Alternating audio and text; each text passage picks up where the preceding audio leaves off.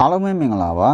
စတားရဲ့ channel ကိုကြည့်ရှုအားပေးနေတဲ့မိတ်ဆွေများအားလုံးမင်္ဂလာပါလို့နှုတ်ခွန်းဆက်ပါတယ်ဟုတ်ကဲ့ကျွန်တော်တို့တရက်9လပိုင်း2025တတိယဝါသနာရှင်မိတ်ဆွေများအားလုံးကိုစတားရဲ့ channel ကနေပြီးတော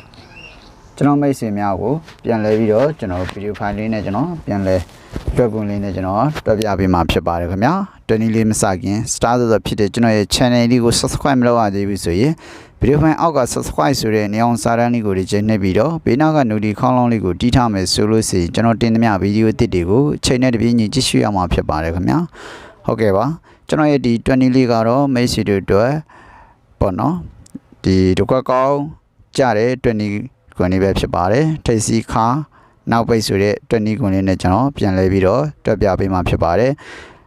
20လေးမစခင်အထူးသတိထားမှာကတော့ကျွန်တော်မိတ်ဆွေများကျွန်တော်တို့ဒီကနန်းတွေဟာအာမခံချက်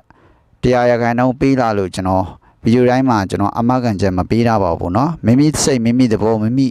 ိဒါလေးကြိုက်ရင်ထိုးပါမကြိုက်ရင်မထိုးပါနဲ့ဘာမှမဖြစ်ပါဘူးเนาะအဲ့တော့ကျောင်းမိတ်ဆွေများကိုလိန်ညာလှည့်ပြပြီးတော့ကျွန်တော်ပေးနေတာလည်းမဟုတ်ပါဘူးเนาะအဲ့တော့တချို့သော comment လေးတွေဖတ်ကြတာသိပြီးတော့အဆင်မပြေတာဖြစ်တဲ့အတွက်ကြောင့်မလို့ပေါ့เนาะအဲ့တော့ဗီဒီယိုတက်ဖန်တီးပေးခြင်းပဲဖြစ်တဲ့အတွက်20မှုကိုတွက်ပြပေးတဲ့ပုံစံပဲဖြစ်တဲ့အတွက်မိတ်ဆွေတို့အတွက်ပေါ့နော်အကျိုးရှိမယ်ထင်မှသာဟုတ်ကဲ့ဒါဆိုကျွန်တော်ထိတ်စီးမှုလေးကိုကျွန်တော်ထပ်မံပြီးတော့ကျွန်တော်တွက်ပြပေးမှာဖြစ်ပါတယ်အဲ့တော့ကျွန်တော်ဒီ20နဲ့ပေါ့နော်မူရလေးပဲကျွန်တော်တင်ပေးတာဖြစ်တဲ့အတွက်မိတ်ဆွေတို့ဒီ20လေးကိုစဆုံးကြည့်ရှုရခြင်းပါတယ်ခင်ဗျာအဲ့တော့အကြိုက်တွေ့တယ်ဆိုလို့ရှိရင်တော့ကျွန်တော်တို့ရှူသုံးပေါ့ဗျာနော်ကဲဒါဆိုရင်ကျွန်တော်68ခွန်အပြင်ကနေပြီးတော့ကျွန်တော်မြင်တာလေးပေါ့ဖြစ်နော်သူရဲ့မို့ရလိုက်လေးဆိုလို့ရှိရင်တော့ကျွန်တော်ဒီမှာ8ခွန်နောက်နှလုံးပေါင်း5ဖြစ်ပါတယ်8ခွန်နောက်နှလုံးပေါင်း5ကိုနော်8နှလုံးပေါင်း5ဆိုပြီးတော့ကျွန်တော်တို့ရရှိမှာဖြစ်ပါတယ်နော်8ခွန်8နှလုံး8ခွန်နောက်နှလုံးပေါင်း5နဲ့ဒီမှာ2 3 8နှလုံးပေါင်း5ဆိုပြီးတော့ကျွန်တော်တို့ဒါမျိုးလေးကျွန်တော်မြင်တာလေးကိုတော့ကျွန်တော်ဒီမှာထိပ်စီးမိုးလေးနဲ့ကျွန်တော်ချပြပေးသွားတာဖြစ်ပါတယ်ခင်ဗျာအဲ့တော့ကျွန်တော်တို့ဒီမိုးလေးကအရင်လဲကောင်းပါတယ်ကဲဒါဆိုနောက်တစ်ချက်ကိုဆက်ကြည့်အောင်ပေါ့နော်88နောက်နှလုံးပေါင်း6ဖြစ်တယ်ဒါဆိုရင်ရှေ့မှာ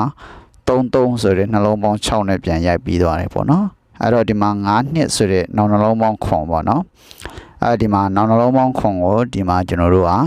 ဒီ8နှလုံးပေါင်းပေါ့နော်ခွန်ပြန်ဖြစ်ရမှာဖြစ်တဲ့အတွက်ကြောင့်မို့ကျွန်တော်တို့ဒီမှာ3ရှိနေတဲ့အတွက်4ထည့်ရမှာဖြစ်ပါတယ်ပေါ့နော်အဲ့တော့ကျွန်တော်မိတ်ဆွေများဒီမူလေးကမိတ်ဆွေတို့အတွက်ကောင်းဆုံးတော့ကျွန်တော်မျှော်လင့်ထားပြီးတော့ကျွန်တော်ရှာဖွေပေးရဖြစ်ပါတယ်ပေါ့နော်အဲ့တော့ဒီတစ်ပတ်မှာကျွန်တော်ဗီဒီယိုတင်တာလဲအရန်နဲ့ကိုနောက်ကြတယ်ပေါ့နော်ဘာဖြစ်လို့လဲဆိုတော့ကျွန်တော်ကဒီ20မှာပေါ့ကျွန်တော်တလုံးချင်းကျွန်တော်ရှာဖွေတဲ့နေရာမှာကျွန်တော်စိတ်ကြိုက်ပုံစံပေါ့မရသေးသမျှတော့ကျွန်တော်ဗီဒီယိုတင်လေးမရှိပါဘူးပေါ့နော်အဲ့တော့ကျွန်တော်ကိုအများအားအားပေးနေတဲ့မိတ်ဆွေများအားလုံးသိဆုံးပါကျွန်တော်ဒီ2025ခုနှစ်မှာတော့ကျွန်တော်တို့ကက်လွဲကက်ချော်နေပေါ့နော်ကျွန်တော်ဖြစ်နေပါဖြစ်ပါတယ်ကျွန်တော်ပြီးခဲ့တဲ့ဘွဲရဆိုလို့ရှိရင်တော့ကျွန်တော်ဒါဒီ3ခုနှစ်ပေါ့နော်3ခုနှစ်ကိုကျွန်တော်ရှေ့ဒီတရက်6လပိုင်းတော့ကျွန်တော်တင်ထားပေးတာဖြစ်ပါတယ်ပေါ့နော်အဲ့မှာဗီဒီယိုဖိုင်ပြန်ကြည့်လို့ရပါတယ်နော်အဲ့တော့ကျွန်တော်ဒီຢာတွေကတော့ကျွန်တော်ဒီမှာဒါထိပ်စီးမှုဖြစ်တယ်ပေါ့နော်ကဲဒါဆိုလို့ရှိရင်ကျွန်တော်ခါဆိုင်လေးကိုကျွန်တော်ထပ်မှန်ပြီးတော့ကျွန်တော်တို့ရှာဖွေကြည့်အောင်ခင်ဗျာနော်ခါဆိုင်ကိုထပ်မှန်ပြီးတော့ရှာဖွေကြည့်အောင်ဖြစ်ပါတယ်အဲ့တော့ကျောင်းမိတ်ဆွေများခါဆိုင်မှုလေးကိုထပ်မှန်ပြီးတော့ကျွန်တော်ကြည့်မယ်ဆိုလို့ရှိရင်ပေါ့နော်အဲ့ဒါပို့ပြီးတော့နေတဲ့သဘောကြမယ်လို့ကျွန်တော်မျှော်လင့်နေပေါ့နော်ကျွန်တော်ကဒီခါဆိုင်ကကျွန်တော်ဒီနှစ်ချက်ရှိတာပါတယ်ပေါ့နော်နှစ်ချက်ရှိတယ်ဆိုတာသူကပါဝါအစုံလိုက်ကိုကျွန်တော်ပြီးထားတဲ့ပုံစံလေးဖြစ်တယ်ပေါ့နော်ပါဝါကနော်ပါဝါအစုံလိုက်ကိုပြီးထားတဲ့အစုံလေးဖြစ်တယ်ဒါကတော့သူထိပ်စီးကိုကျွန်တော်တွက်ပြတဲ့အတိုင်းကိုပဲကျွန်တော်ပေါ့တွက်ပြပေးမှဖြစ်ပါတယ်ပေါ့နော်အဲ့တော့ဗီဒီယိုဖိုင်လေးကိုအစားဆုံးကြည့်စီခြင်းနဲ့ခင်ဗျာကျွန်တော်ကိုအများအားပေးနေတဲ့မိတ်ဆွေတွေတို့ကိုလည်းကျွန်တော်အကောင်းဆုံးကြိုးစားပေးနေပါတယ်ခင်ဗျာကဲဒါဆိုလို့ရှိရင်ကျွန်တော်တို့ဒီခါဆိုင်လေးကိုထပ်မှန်ပြီးတော့ကျွန်တော်တို့တွက်ကြည့်အောင်ခင်ဗျာနော် ကဲခါဆိုင်တွေကိုကျွန်တော်ထပ်ပြီးတော့ရှင်းပြချင်ပါတယ်အဲ့တော့ဒီမှာကျွန်တော်6နှစ်ခွန်ကနန်းဒီ3လုံးပေါ့နော်ပေါင်းအောင်မှာဖြစ်ပါတယ်6ရဲ့2ရဲ့ပေါင်းတော့8ခွန်နဲ့ပေါင်းတော့ကျွန်တော်တို့9ဖြစ်ပါတယ်ပေါ့နော်3လုံးပေါင်း9ဖြစ်ပါတယ်အဲ့3လုံးပေါင်း9ကိုတဲ့နော်ကျွန်တော်တို့ကအလဲကောင်းကျွန်တော်တော့မှာဖြစ်တဲ့အတွက်ဒီမှာစောင်းနှလုံးပေါင်း9ဆိုပြီးတော့ပြန်ရိုက်ထားပါတယ်8နဲ့9နဲ့ပေါင်းနှလုံးပေါင်း9ဆိုပြီးတော့ကျွန်တော်တို့ဒါရိုက်ထားပါတယ်3လုံးပေါင်း9ဖြစ်တဲ့နှလုံးပေါင်း9ဆိုပြီးပြန်ရိုက်ပါတယ်ပြီးရင်ကျွန်တော်တို့ဒီမှာပြီးရင်ကျွန်တော်တို့ဒီမှာ3လုံးပေါင်း3နဲ့ဒီမှာနော်3နဲ့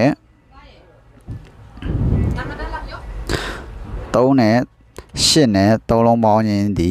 ကျွန်တော်ပါရလဲ4ဆိုပြီးကျွန်တော်ပြန်ရမှာဖြစ်ပါတယ်ပေါ့နော်ဒီဟုတ်ကဲ့ပါ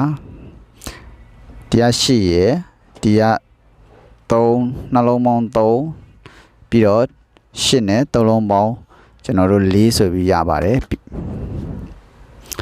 အဲ့ဒီ4ကိုကျွန်တော်တို့ဒီဘက်ပြင်မှာပဲနှလုံးပေါင်း4ဆိုပြီးတော့ပြန်ရိုက်မှာဖြစ်ပါတယ်ခင်ဗျာအဲ့တော့9နဲ့9နဲ့ပေါင်းတော့4ဆိုပြီးပြန်ရိုက်ထားပါတယ်เนาะအဲ့တော့ဒီမှာရှေ့မှာ35ဆိုပြီးကျွန်တော်ရှေ့တွဲဖြစ်ပါတယ်ဒီမှာလည်းကျွန်တော်တို့နှလုံးပေါင်း6ရှေ့နှလုံးပေါင်း6ပေါ့เนาะဒါမူရကတော့ကျွန်တော်တော်တော်လေးကောင်းတယ်ပေါ့เนาะကြည်ထားတဲ့ပုံစံလေးကတော့ကဲဒါဆိုရင်ကျွန်တော်တို့ဒီမှာ3နောက်ထပ်3ပြီးတော့ဆိုရင်ကျွန်တော်တို့ဒီ2နဲ့ပေါင်းမှာဖြစ်ပါတယ်3လုံးပေါင်းခြင်းဒီကျွန်တော်တို့ပါရလဲ8ရပါတယ်ဒါဆိုရင်စောင်းနှလုံးပေါင်း8လို့ပြန်ဖြစ်ရမှာဖြစ်ပါတယ်ခင်ဗျာအဲ့ဒါဆိုရင်ကျွန်တော်တို့ဒီမှာ2ရှိတဲ့ဖြစ်တဲ့အတွက်ကြောင့်မလို့ကျွန်တော်တို့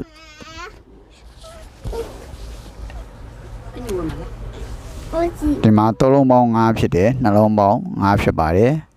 ပြီးရင်ကျွန်တော်ဒီမှာအောက်မှာ3လုံးပေါင်း4ဖြစ်ပါတယ်နှလုံးပေါင်း4ဖြစ်ပါတယ်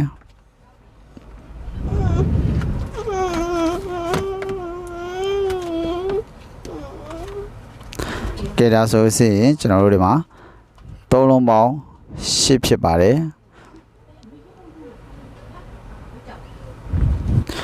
3လုံးပေါင်း8ဖြစ်ပါတယ်နှလုံးပေါင်း8ဆိုပြီးကျွန်တော်ရိုက်ပါတယ်ခင်ဗျအဲ့ဒါဆိုရင်ကျွန်တော်တို့ကဒီမှာ6ခါဖြစ်ပါတယ်ပေါ့နော်ဒါဆိုရင်ကျွန်တော်4ထိပ်စီ6ခါနဲ့4-6ဆိုတဲ့ရှည်တွဲလေးရရှိပြီဖြစ်ပါတယ်ပေါ့နော်4-6ဆိုတဲ့ရှည်တွဲလေးရရှိပြီဖြစ်ပါတယ်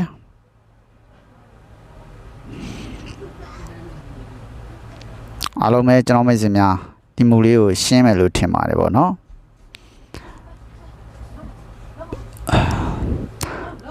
ကဲဒါဆိုရင်ကျွန်တော်တို့နောက်ပိတ်ကဏ္ဍတစ်လုံးကိုထပ်မှန်ပြီးတော့ကျွန်တော်ရှင်းပြပေးခြင်းပါတယ်အဲ့တော့ကျွန်တော်ကျောင်းမိတ်ဆွေများကိုပြောချင်တာကကျွန်တော်တွနည်းတွေကတော့ကျွန်တော်မူကောင်းကောင်းစိုက်ကောင်းကောင်းကိုတခြားဆရာကြရှင်းပြလို့ရတဲ့မူမျိုးတွေလည်းရှိပါတယ်ဒါပေမဲ့ချိန်နဲ့ပေါ့နော်ကျွန်တော်အချိန်တိုတွင်းမှလည်းဖြစ်ရမယ်တူညီတဲ့ကဏ္ဍလည်းဖြစ်ရမယ်ဆိုတဲ့မူကိုပဲကျွန်တော်ချပြပေးတာဖြစ်ပါတယ်ပေါ့နော်အဲ့တော့ဒီမှာနှလုံးပေါင်း5ကိုရှင်းနှလုံးပေါင်း5နဲ့ရိုက်တယ်နှလုံးပေါင်း6ကိုဟာဒီမှာရှင်းနှလုံးပေါင်း6နဲ့ပြန်ရိုက်ပါတယ်နော်ဒါဆိုရင်ကျွန်တော်ဒီမှာနှလုံးပေါင်း9ကိုရှင်းနှလုံးပေါင်း9နဲ့ပြန်ရိုက်ပါတယ်ဒါဆိုရင်4ထိပ်စီဖြစ်ပါတယ်နော်3D ဆိုတာကကျွန်တော်တို့အခွက်ပေါင်း1000တောင်ဖြစ်ပါတယ်ခင်ဗျာနော်အဲ့တော့ကျွန်တော်တစ်လုံးချင်းမှန်ဖို့ဆိုတာလည်းအမတမခဲရင်ပါတယ်ဒါကြောင့်မလို့ကျွန်တော်တို့နားလည်ပြီးစေချင်ပါတယ်နော်အဲ့တော့ကျွန်တော်မိတ်ဆွေများခါဆိုင်ကလည်းဒါမိတ်ဆွေတို့မြင်တွေ့တဲ့အတိုင်းပဲအကောင်းဆုံးကြိုးစားပြီးရှာဖွေထားတာဖြစ်ပါတယ်ဒီလိုမျိုးတွက်ရှိဖို့ရဖို့ဆိုတာလည်းကျွန်တော်မိတ်ဆွေတွေအတွက်ကိုအချိန်နဲ့အများကြီးပေးပြီးတော့ရှာဖွေပေးရတာဖြစ်ပါတယ်အဲ့တော့မိတ်ဆွေတို့ကြည့်ရတာတော့ဗီဒီယို15 မိနစ်ဆိုပေမဲ့လည်းကျွန်တော်တွက်တဲ့အချိန်ကအများကြီးပေးထားရတာဖြစ်တဲ့အတွက်အားလုံးပဲကံကောင်းပါစေလို့ကျွန်တော်ဆုမွန်ကောင်းတောင်းပေးလိုက်ပါတယ်ကဲဒါဆိုရင်နောက်ပိတ်မူကတော့6နှစ်ရှစ်ကနန်း3လုံးကိုပေါင်းခြင်းနဲ့ပဲကျွန်တော်ယူသွားတယ်6ရပါတယ်ပြီးတော့ဒီမှာ 3 ညနှစ်3လုံးပေါင်းချင်းဆိုပြီးတော့ကျွန်တော်ယူထားပါတယ်အဲ့ဒီမှာ9ဖြစ်ပါတယ်6ပြီးတော့9ပေါ့နော်ဒီလိုထွက်စဉ်လေးတွေကလည်းကျွန်တော်တို့ဖြစ်တဲ့အကြောင်းအရာလေးတွေတွေးရှိထားတာဖြစ်တဲ့အတွက်ကျွန်တော်ဒီမူလေးနဲ့တွဲပေးခြင်းမှဖြစ်ပါတယ်ဟုတ်ကဲ့ပါဘာကြောင့်လဲဆိုတော့ဒီဘက်မှာနှစ်ခွန်ဝမ်းချင်းဆိုတဲ့ကျွန်တော်တို့နှစ်ခွန်ပေါ့နော်ဝမ်းချင်းမဟုတ်ပါဘူးနှစ်ခွန်ကီးဆိုတာလေးရှိထားတာဖြစ်တဲ့အတွက်ကြောင့်မလို့ကျွန်တော်မိတ်ဆွေများကျွန်တော်ဒီမှာ3 9နှလုံးပေါင်း2ဖြစ်ပါတယ်အဲတော့ကျွန်တော်ကဒီမှာ3လုံးပေါင်း4ဖြစ်ရမှာဖြစ်တဲ့အတွက်သူ့ရဲ့9 654ဆိုတဲ့မူပေါ့နော်456ဆိုတဲ့မူနဲ့ကျွန်တော်ထောင်ပုံစံလေးနဲ့ကျွန်တော်ယူထားတာဖြစ်တဲ့အတွက်ဒါကြောင့်ဆိုကျွန်တော်တို့ကဒီမှာ3နဲ့9နှလုံးပေါင်း2ဖြစ်ထားတာဖြစ်တယ်ဒါကြောင့်မလို့ကျွန်တော်4ဖြစ်ဖို့အတွက်ဆိုရင်4ဖြစ်ဖို့အတွက်ဆိုရင်ကျွန်တော်ကဒီမှာ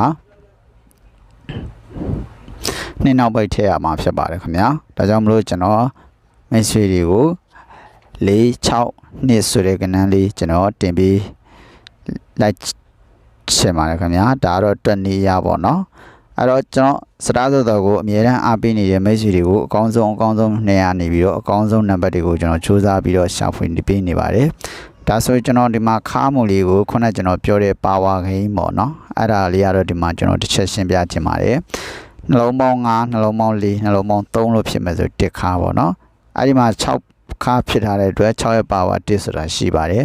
်ဒါဆိုကျွန်တော်တို့အနေနဲ့ဒီမှာပေါ့နော်ပါဝါကိုပြန်ပြီးတော့တွဲမယ်ဆိုရင်တော့ခဏကများမှာဖြစ်ပါတယ်အဲ့တော့2ရဲ့ပါဝါခွန်လို့ယူမယ်ဆိုလည်းရပါတယ်เนาะ4ရဲ့ပါဝါ9လို့ယူမယ်ဆိုရင်လည်းရပါတယ်အဲ့တော့ကျွန်တော်ရဲ့မိတ်ဆွေများတကယ်လို့ပေါ့နော်ပါဝါယူမယ်ဆိုလို့ရှိရင်4တစ်ခွန်ဆိုတဲ့ကဏ္ဍတစ်ခွက်ကျွန်တော်တို့ရမှာဖြစ်ပါတယ်ပြီးတော့ကျွန်တော်တို့6တစ်နှစ်ဆိုတဲ့ကဏ္ဍတစ်ခွက်ရမှာဖြစ်ပါတယ်6တစ်ခွန်ဆိုတဲ့ကဏ္ဍတစ်ခွက်ရမှာဖြစ်ပါတယ်เนาะအဲ့ဒါပါဝါအလှန်နဲ့ကျွန်တော်တို့ယူရတာဖြစ်ပါတယ်ပေါ့နော်အဲ့တော့ကျွန်တော်ကဒီမှာပါဝါအလှန်မပေးဘူးကျွန်တော်မိတ်ဆွေများဒီမှာဘယ်အတန်ဝဖိုင်ကိုနားထောင်တဲ့မိတ်ဆွေများကတော့သိလိုက်မယ်ပေါ့နော်ဒါမှမဟုတ်ကျွန်တော်ဒီမှာထိုးကွက်အနေနဲ့ကျွန်တော်ထိုးကွက်အနေနဲ့နှစ်ကွက်ပဲကျွန်တော်ထည့်ပေးသွားမှာဖြစ်ပါတယ်ပြီးလို့ရှိရင်ကျွန်တော်ဒီပြီးခဲ့တဲ့ဘက်ကကျွန်တော်တင်ထားပေးတဲ့တမိုးကနန်းကပြီးခဲ့တဲ့ဘက်မှာဆိုလို့ရှိရင်ဒါလုံးဝတစ်လုံးမှမညှိသွားတာဖြစ်တဲ့အတွက်ပေါ့သူကပါဝါအလှမ်းနဲ့ပြန်ရိုက်သွားတာနှလုံးညှိသွားတာဖြစ်တယ်ဒါကြောင့်မို့လဲကျွန်တော်ကဒီကျွန်တော်ရှေ့မှာပေါ့နော်ကျွန်တော်တင်ပေးထားခဲ့တဲ့ကျွန်တော်ဒီတမိုးကနန်းဒီ458ဆိုတဲ့တမိုးကနန်းကိုဒီတစ်ပတ်မှာကျွန်တော်မိုက်စင်များစက်နှစ်တက်တဲ့သူများရှင်ပြန်ထိုးစေချင်ပါတယ်ဘာဖြစ်လို့ကျွန်တော်ပြန်ပြီးတော့ဒီမှာရေးပြရဆိုအကြောင်းအရာတစ်ခုရှိတယ်ပေါ့နော်ကျွန်တော်တွက်နည်းတွေကရှေ့ထွက်မထွက်နောက်ထွက်တယ်ပေါ့နော်ကျွန်တော်ကတွက်တာကတခါလေကျွန်တော်ကရှေ့ကိုရောက်နေတာဖြစ်ပါတယ်ကျွန်တော်ရဲ့တွက်နေတခါလေကြတော့လေကျွန်တော်မိတ်ဆွေများဒါ2ပတ်လောက်နေမှပြန်ကြတာရှိတယ်ပေါ့နော်အဲ့ဒါကြောင့်ဒါဆိုလို့ရှိရင်ကျွန်တော်ပြီးခဲ့တဲ့ဘက်ကကျွန်တော်3-9နှစ်ဆိုတဲ့အပင်မှာပေါ့နော်ကျွန်တော်တင်ထားပေးတဲ့ကဏ္ဍကကျွန်တော်ဒီ1ရက်2လ1ရက်6လပိုင်း2025မှာကျွန်တော်3-9နှစ်ဆိုပြီးအရန်ကွက်နဲ့ကျွန်တော်တင်ထားပေးတာရှိခဲ့ပါတယ်ပေါ့နော်ဒါဆိုကျွန်တော်ကဒီတစ်ပတ်မှာဒီ3-9နှစ်ကဒီနောက်ပတ်ကြမှာလာပြီးတော့ပြန်ကြတာဖြစ်ပါတယ်အဲ့ဒီဗီဒီယိုဖိုင်လေးကိုလည်းကျွန်တော်မိတ်ဆွေများပြန်ရှာကြည့်လို့ရပါတယ်ပေါ့နော်ပြန်ရှာကြည့်လို့ရပါတယ်အဲ့တွက်နီကိုပေါ့နော်ပြန်ရှာကြည့်လို့ရပါတယ်ကဲဒါဆိုကျွန်တော်အခုဒီမှာဒီတွက်နီကို4-6နှစ်ရတဲ့မူကတော့ဒါမိတ်ဆွေတို့တေချာလေးကိုမကိုပေါ့နော်ကျွန်တော်ဗီဒီယိုလေးကိုအေးဆွေးလေးပြန်ပြီးတော့ကြည့်ပြီးတော့ဖြစ်နိုင်မဖြစ်နိုင်ဘယ်နာကလိုအပ်ချက်တွေရှိတယ်ဆိုတာလေးကိုလည်းကိုမကိုဖြည့်ဆွက်ပြီးတော့ပြန်ပြီးတော့ထောက်ပြပေါ့နော်ထောက်ပြပြီးပြန်ပြီးတော့ကိုပြန်ပြီးအသုံးပြုပေါ့နော်ဘာဖြစ်လို့လဲဆိုတော့ကျွန်တော်ကဒီမှာဗီဒီယိုဖိုင်ကမိနစ်အနည်းဆုံးဖြစ်အောင်ကျွန်တော်မိတ်ဆွေတွေအတွက်ပေါ့ကြည့်ရတာအဆင်ပြေအောင်ကျွန်တော်မိနစ်ကိုကျွန်တော်အနည်းဆုံးဖြစ်အောင်ကျွန်တော်ကြိုးစားပြီးရိုက်ပြတာဖြစ်တဲ့အတွက်ကြောင့်မလို့အဲ့မှာကျွန်တော်လိုအပ်ချက်များရှိခဲ့ရင်လည်းကျွန်တော်ရှိကောင်းရှိနိုင်ပါတယ်ပေါ့နော်ဒါကြောင့်မို့ကျွန်တော်မိတ်ဆွေများအဲ့တော့ကဏ္ဍကြီးကျွန်တော်အများကြီးမပေးခြင်းဘူးအများကြီးမထုတ်ပြခြင်းဘူးပေါ့နော်ဒါကြောင့်မို့လို့လဲကျွန်တော်အများကြီးပေးမယ်ဆိုရင်ကျွန်တော်တွက်နီကဏ္ဍတွေကအပတ်တိုင်းလိုနေစမှုရှိပါတယ်နော်ဒါသုံးသက်ကြည့်မယ်ဆိုရင်သိရှိနိုင်ပါတယ်ခင်ဗျာအလွတ်တန်းပေးတာမဟုတ်တဲ့အတွက်မိတ်ဆွေတွေအတွက်အကျိုးရှိပါစေလို့ပဲကျွန်တော်ဆုမွန်ကောင်းတောင်းပေးလိုက်ပါတယ်ဘာဖြစ်ပေါ့နော်ဘယ်လုံးမဆိုစေတနာထားလုပ်တယ်ဆိုရင်အောင်မြင်မှုဆိုတာတနည်းဖြစ်ပေါ်လာမှာပဲအခုဒီဗီဒီယိုဖိုင်မှာကြည့်ပါကျွန်တော်ဒါ 39နှစ်เนาะဒီတင်ထားတဲ့မူကတော့ကျွန်တော်ဒီ1ရက်6လပိုင်း2025ကနေကျွန်တော်တင်ထားတာဖြစ်ပါတယ်အဲ့ဒီမှာကျွန်တော်เนาะ message အတွက်ကိုပေတန်နဲ့ကျွန်တော်ပြထားတဲ့မူလေးပဲဖြစ်ပါတယ်ပေါ့เนาะကဲဒါလောက်ဆိုရင်ကျွန်တော်ရဲ့တွက်နီတွေကိုနားလည်သဘောပေါက်မယ်လို့မျှော်လင့်နေပေါ့เนาะအားလုံးပဲနောက်ဗီဒီယို